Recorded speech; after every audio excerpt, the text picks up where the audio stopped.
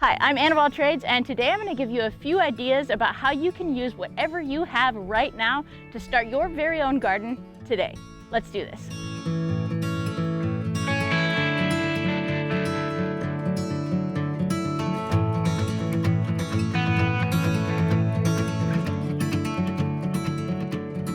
The farm that we bought here in Nashville was at one point a working farm, but it hasn't been that for a very long time. Someone, sometime recently though, did have a little garden plot right here, and this is the perfect, easy, small, manageable place that I can reclaim to plant a few things that I brought from Seattle to Nashville.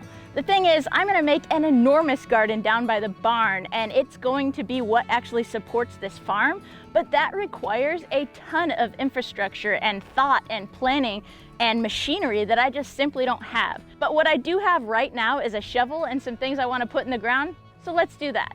It is very early spring, and the fact that the sun is out and that it's hot tempts a whole lot of people to get into their garden way too early in the season. Here in Nashville, at least, we still could have freezes for at least another month, so I want to be really careful what kinds of things I put in the ground. So right now, I'm putting in some what's called bare root plants, basically strawberries, asparagus, and garlic that I brought over from Seattle to put them in the soil here. They may or may not thrive in this different climate, but they were a big part of my beginnings of a gardening journey in Seattle, and it was really important to me that I brought some of that here.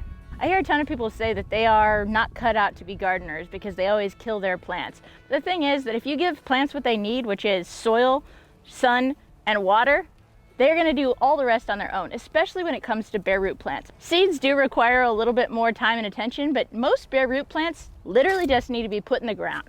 So that's what we're gonna do. This is some asparagus, and asparagus wants to be planted pretty deep and in a really moist area. So we're planting this at the bottom of a hill, hoping that the water runs off from the hill onto it and waters the plant. We'll also get rid of some of these weeds while we're at it, but honestly, weeds are also not the devil either. One thing that beginner gardeners are often tempted to do is plant their plants too closely. The thing is, if you're not going to be super precious about how you get your garden set up, aka you're just planting them in the dirt wherever you happen to have dirt available, then you can really afford to give them a little bit of extra space, which will give them a big head start when it comes to, succeeding. With this asparagus, we're planting it with the crown or the top of the plant pointing up, and that's about the only preciousness that needs to happen for it.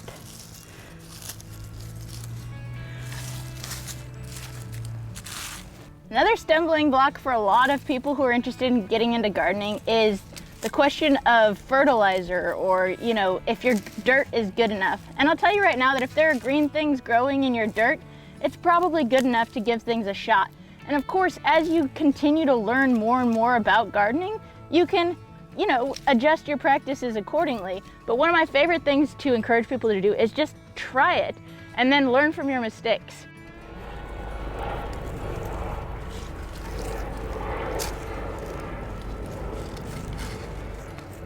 Now that those plants are in some dirt, the only other thing that they need is some water and sunlight. Sunlight we've got plenty of, and even though it doesn't look like it, we're expecting a rainstorm later, so I'm just gonna leave these as they are and let nature take its course.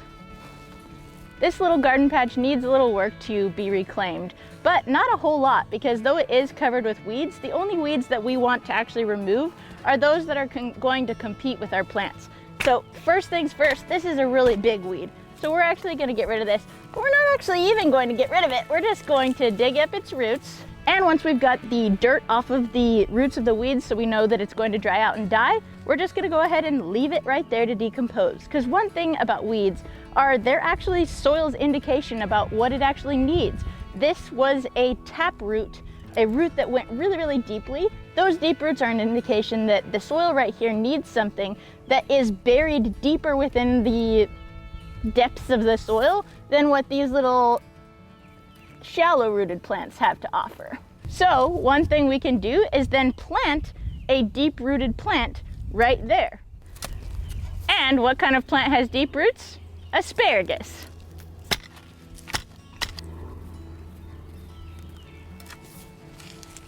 Because this trellis was already here, I figured the only thing it was missing was some vining plants. So I went ahead and ordered some grapes, and we're gonna stick those in the ground over here as well. One thing if you're planting your very first garden is to be observant of what's around the space that you're planting in, because those types of things are probably really going to thrive there. So if you're planting in a place that used to be grass, what is a lot like grass? Lettuce, arugula, and other leafy vegetables. When I first came up to look at this trellis, I noticed that there's some wild grapes growing very nearby, so I know that grapes are going to thrive right here. I don't want to plant this directly behind the post because I don't want it to get shielded from the sun, but I also don't want to plant it super far away because then it won't be able to grow up the post. So I figured the sun's shining right here, this will be pretty good. And here you'll notice that I'm not even breaking up the dirt or trying to get rid of the weeds really at all. I'm literally just going to use my shovel to make space, put the plant down in that space, get the roots all in there, put some of the packaging material that it came with down in with it, break up some of this dirt around it so that it goes everywhere it needs to go for the plant. Careful not to step actually on the plant, but step around the plant, and it's planted. In this space, there's a whole bunch of weeds that kind of tend to spread around. So what we could do is plant another plant that likes to spread, like strawberries. I almost called these tomatoes, but meh. These strawberries were my pride and joy in my garden in Washington, and in all honesty, I'm not 100% sure if they're going to make the transition here very well, but it was definitely worth a try. Here you go. Also, conveniently, right here are some wild strawberries growing, so that's a pretty clear indicator that these strawberries are going to crush here.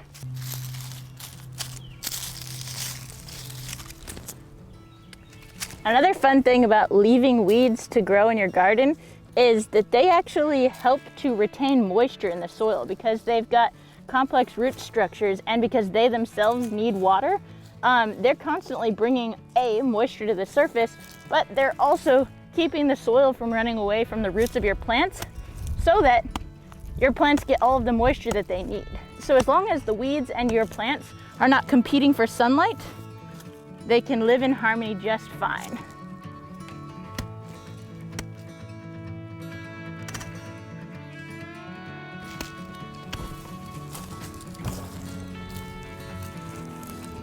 So one thing about this is that this is an enormous auger off of my small hand drill. I don't want to break my arm, so I'm going to basically use my body to protect that from happening.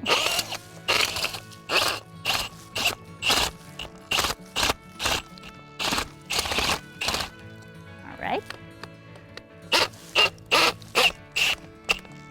Whew. Sure makes things happen in a hurry. Once again, I want to keep all the dirt that comes with this plant with it.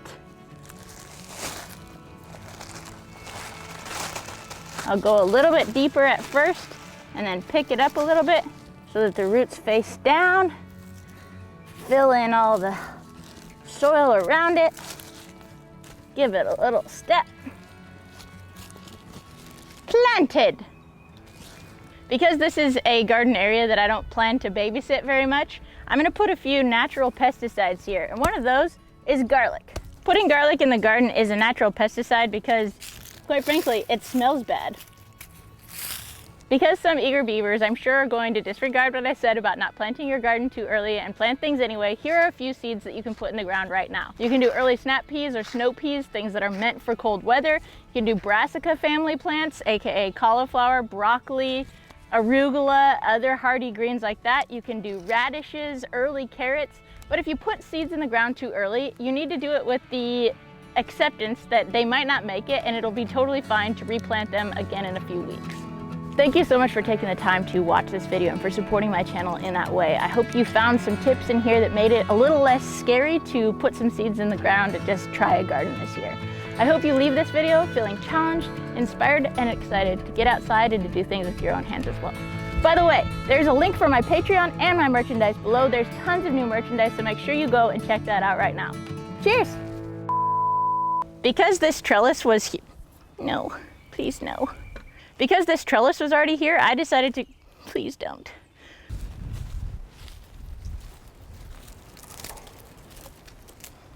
Ah!